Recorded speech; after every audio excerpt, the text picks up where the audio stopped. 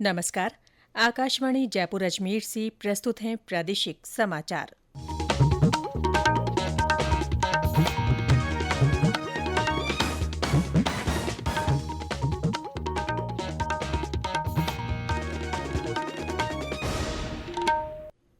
समाचारों के साथ मैं रितिका गुप्ता।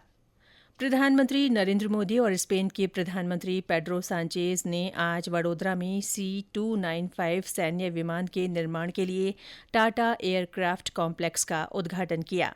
ये भारत में सैन्य विमानों के लिए निजी क्षेत्र की पहली फाइनल असेंबली लाइन होगी।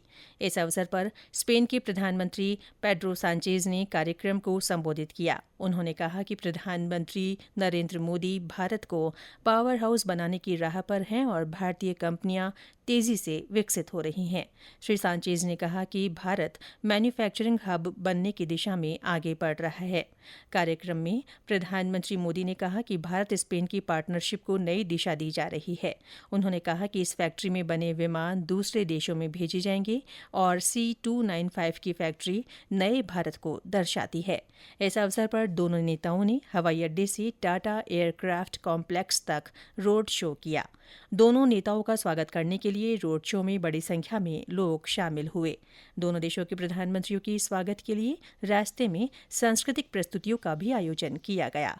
बाद में दोनों देशों के बीच प्रतिनिधि मंडल स्तर की वार्ता हुई।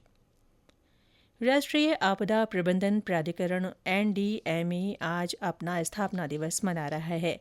नई दिल्ली में होने वाले उद्घाटन समारोह में केंद्रीय गृह मंत्री अमित शाह भी मौजूद रहेंगे। इस वर्ष के स्थापना दिवस का विषय है व्यवहार परिवर्तन के लिए जागरूकता के माध्यम से आपदा जोखिम को कम करने के लिए समुदायों को सशक्त बनाना। इस दौरान मुख्य विषय पर केंद्रित 3 तकनीकी सत्र होंगे। इसके अलावा मार्गदर्शन, मानक संचालन प्रक्रियाओं और विभिन्न आपदा विषयों पर पुस्तकों सहित अनेक दस्तावेज की भी शुरुआत की जाएगी।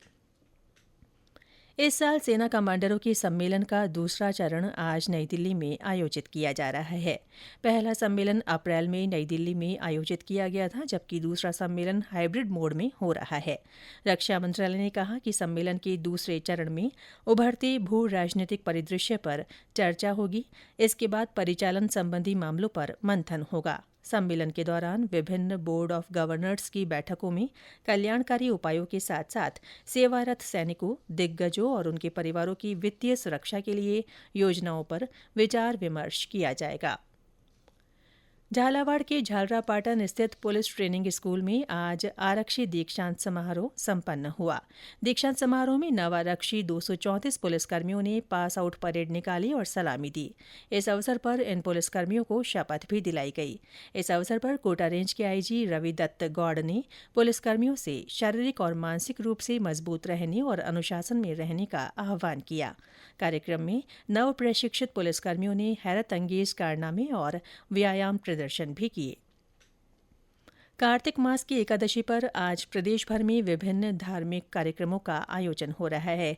पुष्कर में सुबह से ही बड़ी संख्या में श्रद्धालु धार्मिक स्नान कर रहे हैं। वहीं ब्रह्मा मंदिर में दर्शनों के लिए भक्तों की कतारें देखी जा रही हैं। शाम को बद्री घाट पर महाआरती रखी गई है। इधर राजधानी जयपुर के गलता तीर्थ में भी तड़के से ही श्रद्धालु पवित्र सरोवर में आस्था की डुबकी लगा रहे हैं। बीकानेर के श्रीकोलायत और डूंगरपुर के बेणेश्वर में भी बड़ी संख्या में भक्तों के स्नान का सिलसिला बना रहा। दीपावली का त्योहार नजदीक आने के साथ ही प्रदेश भर में रौनक बढ़ गई है। जयपुर के बाजारों में होने वाली सजावट और आकर्षक रोशनी की तैयारियां पूरी कर ली गई हैं। कल कई व्यापार मंडलों की ओर से बाजारों में रोशनी का पूर्व परीक्षण किया गया। वहीं अधिकांश बाजारों में आज से रोशनी शुरू हो जाएगी। पाली में दीपोत्सव के हर्षोल्लास में जिला ओलंपिक संघ भी शामिल हुआ है। खिलाड़ियों द्वारा बेसबॉल किट से मैदान सजाया गया और दीपक प्रज्वलित किए गए हैं। इसके साथ ही प्रादेशिक समाचार बुलेटिन समाप्त हुआ। नमस्कार।